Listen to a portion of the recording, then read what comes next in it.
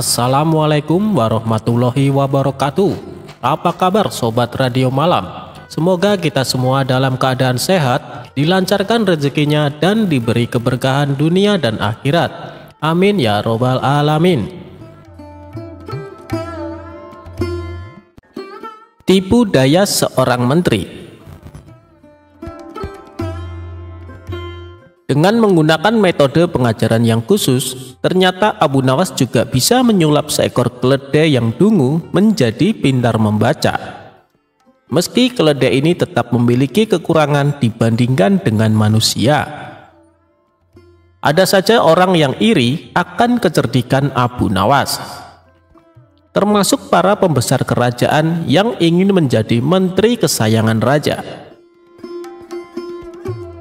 Diceritakan, pada suatu hari, seorang menteri kerajaan yang dipimpin oleh Baginda Raja tiba-tiba punya pikiran buruk kepada Abu Nawas. Rupanya, ia iri hati terhadap perhatian raja yang begitu berlebihan terhadap Abu Nawas daripada dirinya. Tanpa ada sebab, menteri itu memberikan seekor keledai kepada Abu Nawas. Abu Nawas, ajari keledai itu membaca. Dalam 2 minggu, datanglah kembali kemari dan kita lihat hasilnya, kata menteri itu. Abu Nawas menerimanya dan kemudian pergi tanpa banyak kata. Namun dalam hati ia masih was-was juga atas niat menteri itu. Apakah ini salah satu tipu dayanya untuk menghancurkan nama baikku? Tanya Abu Nawas dalam hati. Abu Nawas berusaha tidak mempedulikannya, dan dalam 2 minggu kemudian ia kembali ke istana. Tanpa banyak bicara, menteri mengajaknya menghadap Baginda Raja.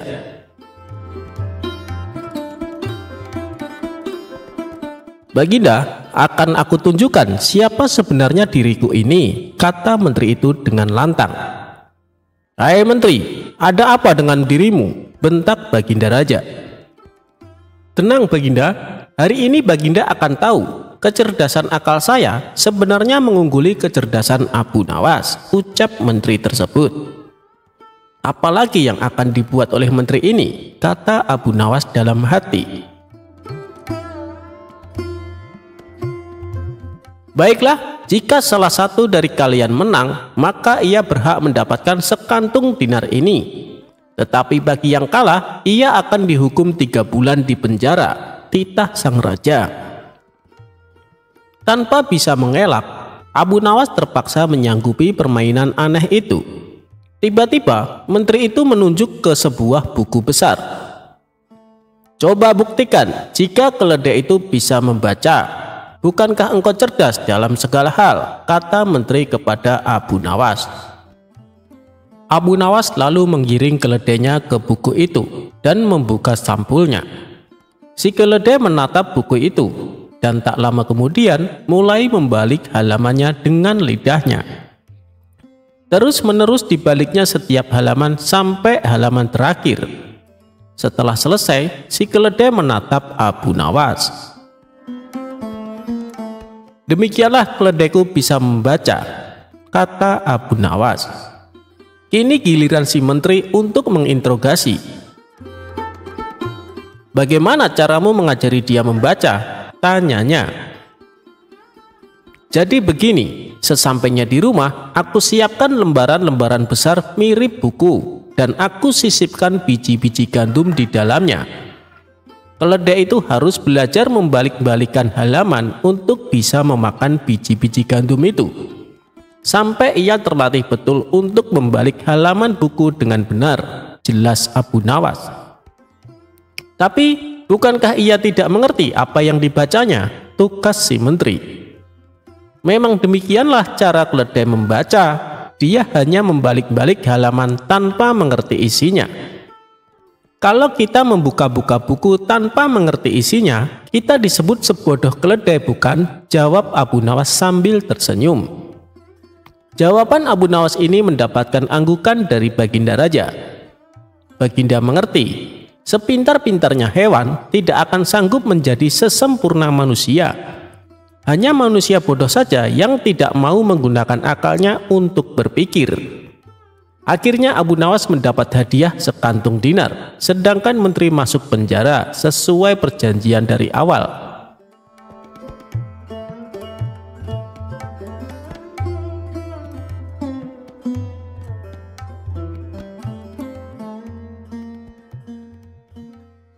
Memasukkan unta ke dalam lubang jarum.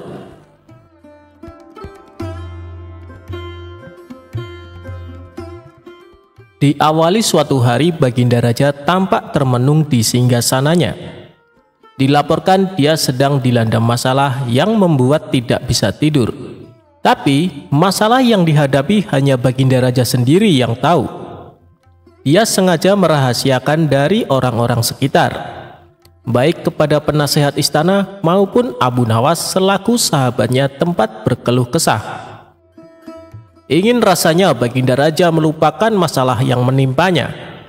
Kalaupun bisa lari menghindar, tentulah ia akan melakukannya.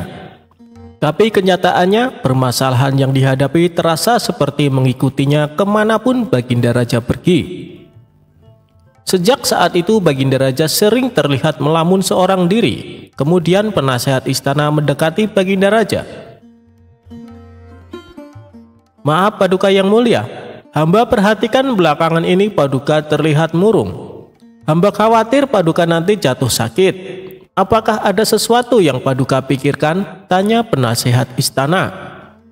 "Tidak ada apa-apa, aku baik-baik saja. Kau urusi saja pekerjaanmu," jawab Baginda Raja dengan memalingkan wajahnya. Penasehat istana pun hanya terdiam. Ia merasakan gelagat bahwa Baginda Raja sedang dilanda masalah besar. Dikarenakan Baginda Raja tidak mau berterus terang, penasehat istana tidak berani membujuknya untuk menceritakan masalah yang dihadapi. Makin hari sikap Baginda Raja makin tertutup, bahkan kini enggan menerima tamu. Hal ini membuat para pejabat istana sangat khawatir. Apa yang harus kita lakukan? Makin hari Baginda Raja terlihat mengkhawatirkan. Ini sangat buruk untuk kondisinya. Jangan sampai Baginda Raja jatuh sakit, kata salah seorang menteri. Aku juga cemas melihat sikap Baginda Raja belakangan ini. Aku sudah coba membujuknya supaya mau menceritakan masalah yang dialami, tapi ia malah memalingkan wajah. Baginda Raja memilih menutup diri, beber penasehat istana. Saya ada saran, bagaimana kalau masalah ini kita sampaikan kepada Abu Nawas? Biasanya dia tahu solusinya, ujar salah satu dari menteri. Iya, saya setuju dengan saran tersebut, balas lainnya. Maka beberapa menteri istana segera mendatangi rumah Abu Nawas. Melihat yang datang adalah para menteri, Abu Nawas sempat terkejut. Biasanya yang diutus Baginda Raja adalah prajurit istana. Kenapa kalian yang datang? Tanya Abu Nawas. Kami kesini bukan diutus Baginda Raja, tapi atas kemauan sendiri, jawab para menteri. Kemudian para menteri ini memberitahu Abu Nawas tentang keadaan yang menimpa Baginda Raja. Kami semua sudah berusaha memberi perhatian, tapi Baginda Raja selalu menutup diri, kata salah satu menteri. Baiklah, aku akan coba menghiburnya. Mari kita ke istana sekarang, ajak Abu Nawas. Singkat cerita, Abu Nawas menghadap Baginda Raja. Ia lalu bercerita kisah-kisah jenaka di hadapan Baginda Raja, berharap bisa terhibur dan tertawa. Tapi ternyata tidak ada reaksi apapun. Baginda Raja hanya terdiam, malah meninggalkan Abu Nawas, lalu masuk ke kamarnya. Selepas Baginda Raja pergi, para menteri segera menghampiri Abu Nawas. Bagaimana ini Abu Nawas? Kamu lihat sendiri kan? Ucap mereka. Sepertinya Baginda Raja sedang mengalami masalah berat. Biarkan aku pulang dulu, aku akan memikirkan cara untuk mengatasi masalah ini, ucap Abu Nawas. Setibanya di rumah, Abu Nawas terus memikirkan cara terbaik memecahkan masalah ini. Setelah berpikir cukup lama, akhirnya Abu Nawas menemukan ide cemerlang. Esok harinya, Abu Nawas pergi ke pasar. Di hadapan orang-orang, Abu Nawas berteriak, "Apakah di antara kalian ada yang bisa memasukkan unta ke lubang jarum?" Mendengar pertanyaan Abu Nawas, semua orang yang di sana merasa heran. Salah satu dari mereka lalu menjawab, "Mana mungkin bisa, itu perkara yang mustahil." Dengan lantang Abu Nawas membalas, "Tidak ada perkara yang mustahil. Jangankan aku, anak kecil pun bisa. Kalau kau memang bisa, coba tunjukkan kepada kami," pinta mereka. "Maaf kawan-kawan, sayangnya aku hanya bisa membuktikannya bila di hadapan Baginda Raja," jawab Abu Nawas. Begitulah seterusnya, setiap ada keramaian orang ataupun perkumpulan, Abu Nawas selalu mengatakan hal yang sama. Akhirnya kabar tentang Abu Nawas bisa memasukkan unta ke lubang jarum sampai juga hingga telinga Baginda Raja. Awalnya Baginda Raja tidak terlalu memperdulikannya, tapi lama-kelamaan timbul juga rasa penasaran pada dirinya. Maka diperintahkanlah beberapa pengawal istana memanggil Abu Nawas. "Tuan Abu Nawas, Anda diperintahkan Paduka untuk datang ke istana," ucap seorang prajurit. "Benarkah?" tanya Abu Nawas memastikan. "Benar Tuan Abu Nawas," jawab prajurit. "Rencanaku akhirnya berhasil," pikir Abu Nawas. "Oh iya, bagaimana kondisi Baginda Raja sekarang?" tanya Abu Nawas lagi. "Baginda masih sering mengurung diri dan sering tampak termenung," jawab salah satu prajurit. "Baiklah, aku akan ke sana sekarang," balas Abu Nawas. Tidak lama kemudian, Abu Nawas sampai di istana menghadap Baginda Raja. "Wahai Abu Nawas, aku dengar kau bisa memasukkan seekor unta ke lubang jarum. Kau bersedia membuktikannya bila di hadapanku. Benarkah itu?" tanya Baginda Raja. "Benar Paduka yang mulia," jawab Abu Nawas. "Bagaimana mungkin? Aku rasa itu perkara yang mustahil," balas Baginda Raja. "Di dunia ini tidak ada yang mustahil Paduka," ujar Abu Nawas. "Baiklah, sekarang coba kau buktikan," perintah Baginda Raja. "Caranya mudah saja Paduka. Kita tinggal membuat jarum yang lubangnya lebih besar daripada seekor unta. Dengan begitu kita bisa memasukkan dengan mudah. Bahkan anak kecil pun bisa," jawab Abu Nawas menjelaskan. "Kalau caranya seperti itu, semua orang pun bisa melakukannya. Berarti kau telah menipu semua orang, termasuk aku," ucap Baginda Raja. "Hamba tidak pernah menipu siapapun, dan hamba juga tidak pernah menipu Paduka. Hamba tidak pernah mengatakan bahwa jarum yang hamba maksud adalah jarum kecil," balas Abu Nawas. "Ya, itu benar. Tapi apa maksud dari pernyataanmu ini?" tanya Baginda Raja. "Hamba hanya ingin mengatakan ada hikmah dari pernyataan ini," jawab Abu Nawas. "Hikmah? Hikmah dari mana?" tanya Baginda Raja heran. "Bukankah tadinya Baginda Raja tidak percaya kalau hamba bisa memasukkan unta ke lubang jarum? Tapi setelah hamba jelaskan, Baginda Raja baru mempercayainya. Begitu juga dengan permasalahan yang sedang kita hadapi. Sebesar apapun masalah, sebesar apapun bebannya, tapi kalau hati kita lebih besar, hati kita lebih luas saat menghadapinya, maka semua masalah akan terasa lebih ringan. Itulah gambaran seekor unta bila dimasukkan ke lubang jarum. Sepintas saat kita menghadapinya pasti itu mustahil dilakukan. Tapi bila hati kita luas dan besar, maka pikiran kita juga akan mengikuti, dan pada akhirnya masalah yang kita anggap mustahil diatasi menjadi mudah dan ringan untuk dijalani. Bagaimana kita akan bisa tenang bila kita menghadapi masalah dengan hati yang sempit?" tutur Abu Nawas. Seketika Baginda Raja terdiam.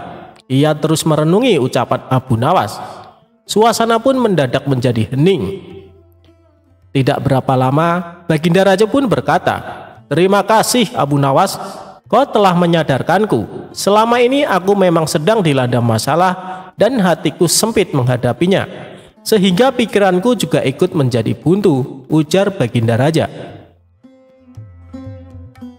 Sejak kejadian itu, kini Baginda Raja mulai terlihat ceria. Ia tidak lagi terlihat murung seperti hari-hari sebelumnya. Permasalahan bukanlah hal yang untuk dilamunkan, melainkan dihadapi dengan hati yang besar. Maka akan tercipta solusi dari sebuah pemikiran yang jernih.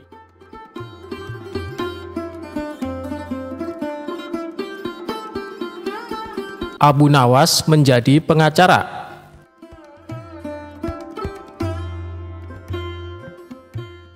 Suatu hari, raja didatangi oleh orang miskin yang mengadukan suatu masalah. "Apa masalahmu, Tuan? Cobalah ceritakan padaku," kata sang raja. "Nama saya Abu Sukun. Saya orang miskin. Di sebelah rumah saya ada orang kaya. Orang kaya itu menyuruh saya membayar uang karena saya dituduh mencium bau makanannya tanpa izin. Bagaimana saya bisa menghindari bau makanannya, sementara rumahnya bersebelahan dengan rumah saya, tuanku?" kata Abu Sukun. "Apakah Anda sudah membawa kasus ini ke pengadilan?" tanya raja. "Sudah, tuanku, namun hakim telah menghukum saya untuk membayar 100 dinar atas permintaan orang kaya itu. Saya tidak punya uang untuk membayar sebanyak 100 dinar. Orang miskin seperti saya, dari mana saya mendapatkan uang sebanyak itu?" jawab Abu Sukun dengan sedih. "Jika hakim telah mengambil keputusan, itu artinya kau bersalah dan harus membayar dendanya," kata raja. Tiba-tiba Abu Nawas berbisik kepada raja. Raja mengangguk tanda setuju dengan Abu Nawas. "Besok saya akan pergi ke pengadilan untuk meminta masalah ini untuk dibicarakan lagi supaya mendapat keadilan," kata raja. "Sudahlah, aku akan membantumu. Baginda ingin masalah ini diselidiki dan diadili dengan baik," kata Abu Nawas kepada Abu Sukun. Tengah malam, Abu Nawas meminta raja untuk pergi ke rumah hakim. Tiba-tiba mereka mendengar percakapan di rumah hakim.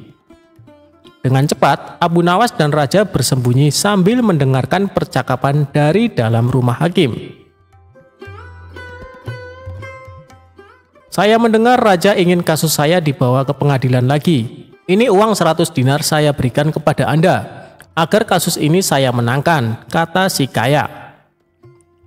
Raja pun terkejut dan marah. "Besok kita harus pergi ke pengadilan, dan tuanku harus menjadi saksi atas perbuatan mereka," kata Abu Nawas. Keesokan harinya di pengadilan. "Hakim, Abu Sukun telah mencium bau makanan dari rumah saya tanpa izin. Sebagai bukti, Abu Sukun semakin gemuk sementara saya semakin kurus. Itu tidak adil dan saya meminta Abu Sukun untuk membayar 100 dinar untuk bau makanan yang sudah dicium Abu Sukun," kata orang kaya. Di pengadilan, Abu Nawas adalah pengacara Abu Sukun. Abu Nawas berkata, "Hakim, tidak adil jika Abu Sukun dihukum hanya karena mencium baunya saja. Sedangkan orang kaya ini yang memakan makanan dan merasa kenyang. Agar adil, saya usulkan agar orang kaya ini dibayar dengan mendengarkan suara 100 keping dinar," kata Abu Nawas tegas. Sementara uang 100 dinarnya harus diberikan kepada Abu Sukun karena sudah difitnah. Dan hakim sendiri akan dihukum oleh raja karena memakan 100 dinar uang suap dari orang kaya, kata Abu Nawas. Hakim kaget dan sangat malu ketika tindakannya juga terungkap. "Benar Hakim, aku telah melihat dan mendengar dengan jelas tentang penipuanmu tadi malam," kata sang raja. Baginda Raja sangat terkesan dengan penjelasan Abu Nawas dan memecat hakim karena tidak jujur dan memakan suap. "Ingat, menjadi hakim kalau tidak benar dan adil akan dijebloskan ke neraka," kata Abu Nawas sambil memberi nasihat. Raja pun senang dan memberikan banyak hadiah kepada Abu Nawas.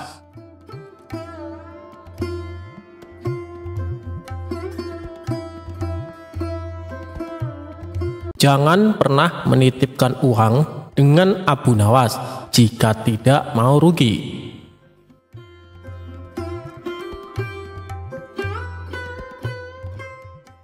Dikisahkan, ada seorang tuan tanah tetangga Abu Nawas yang kaya raya.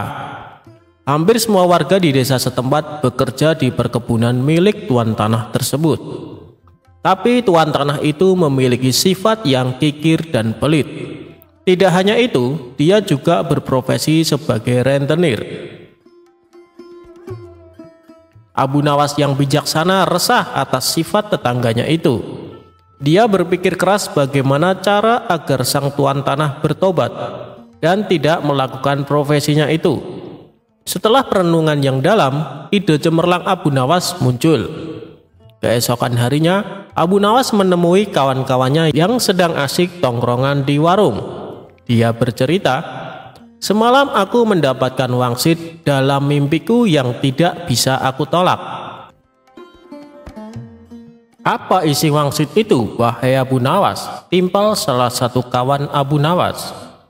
"Wangsit itu, apapun yang dititipkan padaku akan beranak," sahut Abu Nawas. "Maksudnya apa, wahai Abu Nawas?" tanya kawan-kawannya. "Ketika kalian menitipkan benda seperti ayam kepadaku, maka dalam beberapa hari akan beranak dan bertambah. Begitupun ketika kalian menitipkan uang atau aku meminjam uang kepada kalian. Beberapa hari kemudian uang itu akan beranak dan bertambah," kata Abu Nawas. Sebagian kawan percaya, sebagian kawan lainnya tidak percaya. Mereka berpikir ini akal bulus Abu Nawas agar bisa meminjam uang.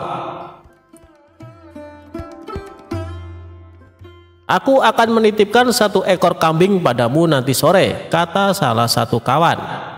"Aku akan menitipkan 2 dinar uang kepadamu," timpal kawan yang lainnya. Ternyata setelah 5 hari berlalu, kambing dan uang yang dititipkan kepada Abu Nawas benar-benar beranak. Dari kambing 1 ekor dikembalikan menjadi 5 ekor. Begitupun uang yang dititipkan. Dari 2 dinar dikembalikan menjadi 5 dinar. Berita kehebatan Abu Nawas ini tersebar luas ke penduduk desa. Berita itu sampai pada telinga tuan tanah yang pelit dan berprofesi sebagai rentenir. Suatu hari, tuan tanah bersama para pengawalnya mendatangi rumah Abu Nawas. Dia menanyakan, "Wahai Abu Nawas, adakah keperluan yang kamu butuhkan kepadaku? Katakan saja, nanti aku bantu, jangan sungkan-sungkan." "Maaf tuan tanah, sepertinya saat ini saya tidak sedang membutuhkan apa-apa," kata Abu Nawas. "Baiklah, nanti kalau kamu perlu apa-apa, datanglah kepadaku, jangan sungkan-sungkan," timpal tuan tanah dengan senyum yang ramah. Kemudian berlalu meninggalkan Abu Nawas.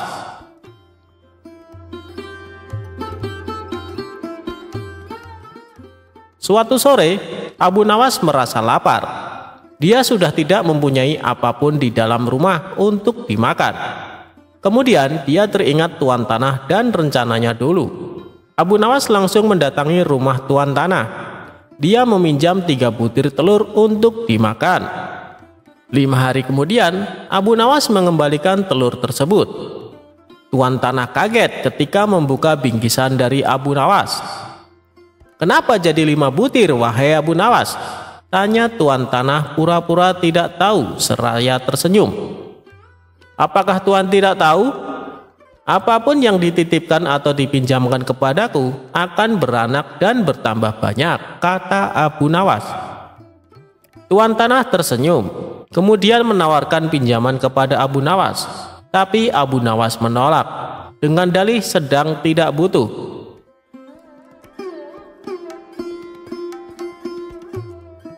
Beberapa hari kemudian, Abu Nawas kembali ke rumah tuan tanah.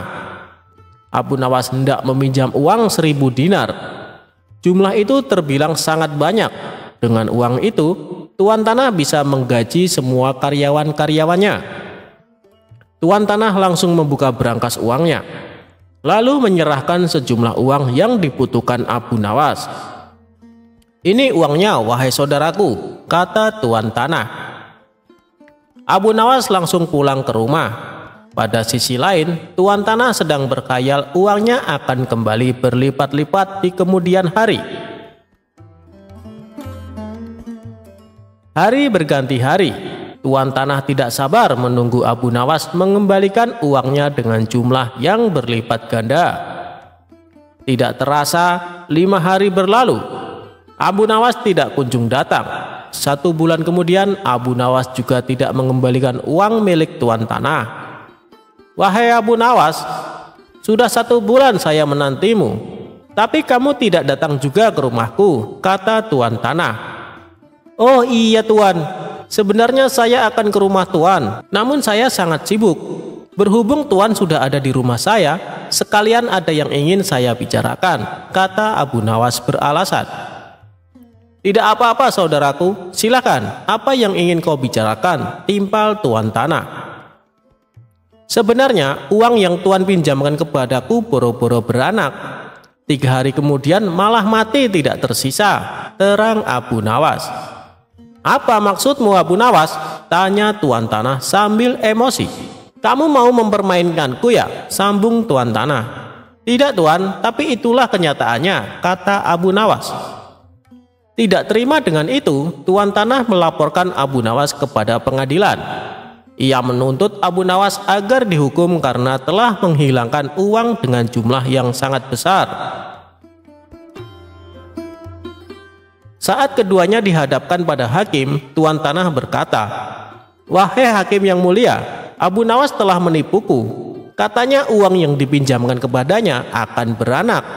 Tapi kenyataannya dia tidak sepeser pun mengembalikan kepadaku. Saya minta Abu Nawas dihukum," katanya. Hakim kemudian bertanya kepada Abu Nawas, "Apakah benar seperti itu, wahai Abu Nawas?" tanya hakim. "Wahai hakim yang mulia, saya tidak menipu dia sama sekali," kata Abu Nawas. "Lalu kenapa kamu tidak mengembalikan uangnya?" tanya hakim. "Dari awal sudah aku katakan kepadanya, wahai hakim, apapun yang dititipkan kepadaku akan beranak. Dan kebetulan uang yang ia titipkan kepadaku bukannya beranak tapi malah mati. Aku tidak mungkin mengembalikannya karena telah mati. Bukankah sesuatu yang beranak pasti bisa mati?" kata Abu Nawas menjelaskan. Sang hakim manggut-manggut dan membenarkan perkataan Abu Nawas. "Memang segala sesuatu yang beranak cepat atau lambat akan mati," kata hakim. Dengan ini Abu Nawas dibebaskan dari segala tuntutan dan tidak berkewajiban mengembalikan uang tanah.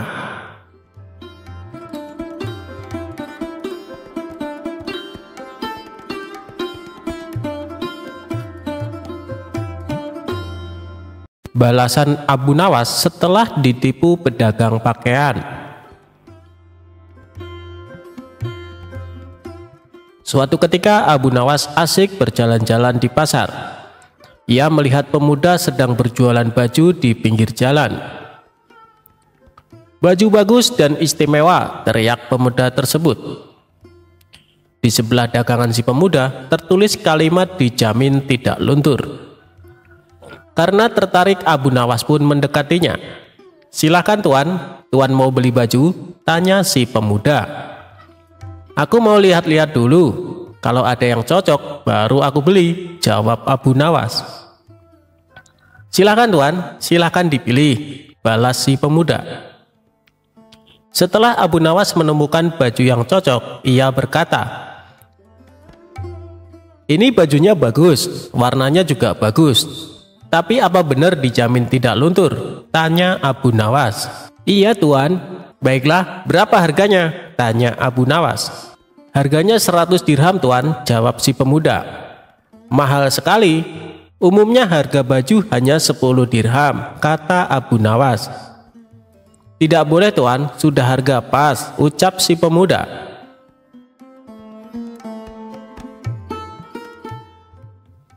Sejenak Abu Nawas berpikir, bajunya sih bagus, warnanya juga bagus, apalagi tertulis dijamin tidak luntur. Mungkin karena itu harganya agak mahal, ujar Abu Nawas dalam hati.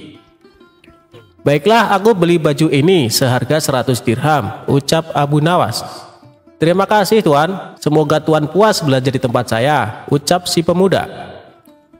Singkat cerita, Abu Nawas pun pulang membawa baju barunya. Namun di perjalanan baju barunya terjatuh dan kotor. Abu Nawas mencuci baju baru tersebut dengan direndam air, dan warna baju yang tadinya bagus mendadak memudar dan luntur. "Aku telah ditipu, katanya dijamin tidak luntur," gerutu Abu Nawas. Merasa kesal karena ditipu, Abu Nawas langsung menemui pemuda tersebut di pasar. "Hei pemuda, ternyata kau penipu," hardik Abu Nawas. "Memangnya saya menipu apa tuan?" kata pemuda itu berkilah. "Kamu bilang dijamin tidak luntur, tapi baru direndam ternyata luntur," tutur Abu Nawas. "Saya tidak bilang dijamin tidak luntur, Anda sendiri yang mengatakan begitu," kata penjual tersebut. "Tapi saya mengatakan itu karena saya membaca tulisan yang ada di samping baju-baju jualanmu itu," protes Abu Nawas. "Oh, kalau itu berarti Anda salah baca tuan. Anda membaca dari kiri ke kanan. Kalau kita kan orang Arab tuan, bacanya dari kanan ke kiri, luntur tidak dijamin," kata si pemuda menjelaskan. Abu Nawas tak menyangkal perkataan si pemuda. Ia kembali ke rumah dengan perasaan dongkol. "Akan kubalas kau nanti," gerutu Abu Nawas.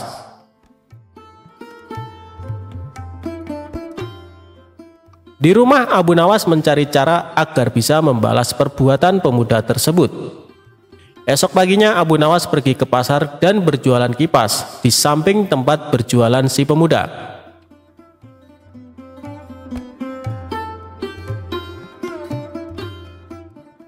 "Kipas silahkan dipilih. Kipas bagus dan awet sampai 100 tahun, teriak Abu Nawas. Berhubung saat itu cuaca lagi panas, pemuda itu mendekati Abu Nawas. "Berapa harga kipasnya tuan?" tanya si pemuda. "Oh, murah sekali, hanya 100 dirham, jawab Abu Nawas. "Apa 100 dirham Anda bilang murah? Di mana-mana harga kipas cuma 1 dirham tuan," balas si pemuda. "Ini kan bukan kipas biasa pemuda, kipas ini tidak akan rusak sampai 100 tahun, kata Abu Nawas. Sejenak pemuda itu terdiam. Kalau sampai bertahan selama 100 tahun, tidak ada salahnya harga mahal, pikir si pemuda tersebut. "Baiklah tuan, saya beli 1, kata pemuda itu. Setelah transaksi selesai, Abu Nawas buru-buru pulang dengan membawa uang 100 dirham, uang penjualan kipasnya. Sementara si pemuda yang kepanasan segera menggunakan kipasnya, dan baru beberapa menit kipasnya mendadak rusak. "Dasar, aku ditipu," ujar si pemuda geram. Ia pun pergi ke rumah Abu Nawas untuk meminta ganti rugi. "Hei tuan, Anda ternyata penipu. Katanya kipas ini kuat sampai 100 tahun.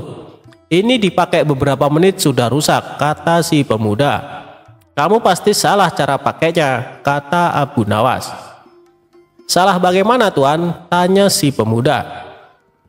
Abu Nawas menjelaskan, "Cara kipas dipakai biar awet bukan kipasnya yang digerak-gerakan, tapi kepala kamu yang digerakkan ke kanan dan ke kiri. Pasti kipas akan awet sampai 100 tahun, ucap Abu Nawas. Mendengar ucapan Abu Nawas, si pemuda hanya terdiam. Ia menyadari ini adalah pembalasan atas perbuatannya tempo hari pada Abu Nawas.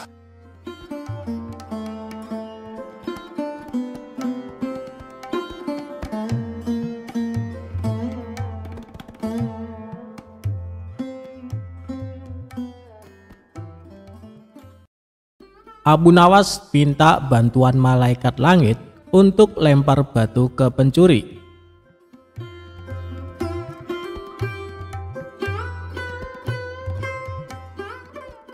Cerita Abu Nawas kali ini berawal dari adanya pencuri di kota Baghdad. Si pencuri itu sebenarnya sering tertangkap oleh warga, namun tidak pernah jera dengan perbuatannya. Suatu hari ia mencuri di rumah salah seorang saudagar kaya raya. Ketika sedang menjarah barang-barang berharga, dia kepergok oleh si pemilik rumah. Saudagar kaya tersebut langsung berteriak minta tolong. "Ada pencuri! Ada pencuri!" teriak saudagar kaya tersebut. Mendengar ada teriakan, Para warga langsung berlari menuju rumah saudagar kaya itu. Mereka lalu mengepung si pencuri agar tidak bisa melarikan diri. Tapi anehnya si pencuri tampak terlihat tenang. Dia sama sekali tidak ada niat kabur. Justru ia menghampiri warga yang mengepungnya. Tentu saja warga langsung membekuknya.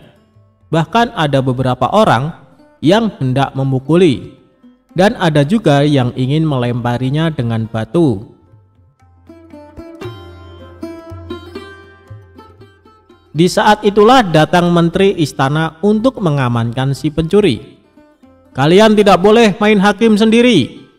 Jangan sampai ada yang memukul si pencuri, apalagi melempari dia dengan batu," teriak Tuan Menteri kepada para warga. "Tapi dia sudah sering kali mencuri, Tuan Menteri. Kami sangat geram dengan ulahnya. Biarkan kami memukulinya supaya jera," sahut salah seorang warga. "Kita lempari batu saja ke kepalanya, biar tidak meresahkan warga," timpal warga yang lain.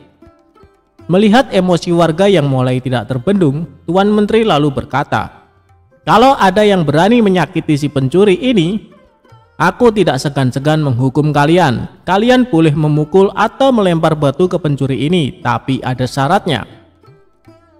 "Apa itu syaratnya? Kami sudah tidak sabar ingin menghukumnya," tanya para warga penasaran.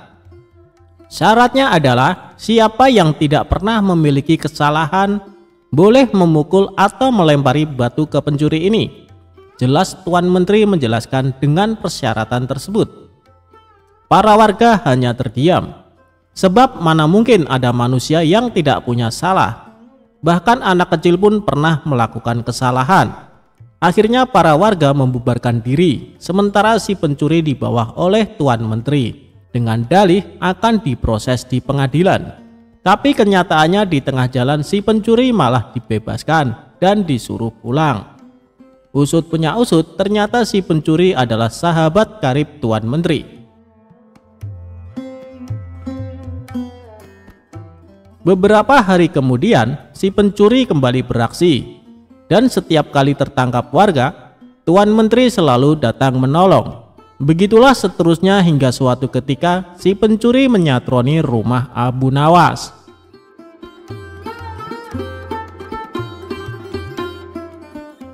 Kebetulan saat itu Abu Nawas baru saja mendapat hadiah emas dari Baginda Raja.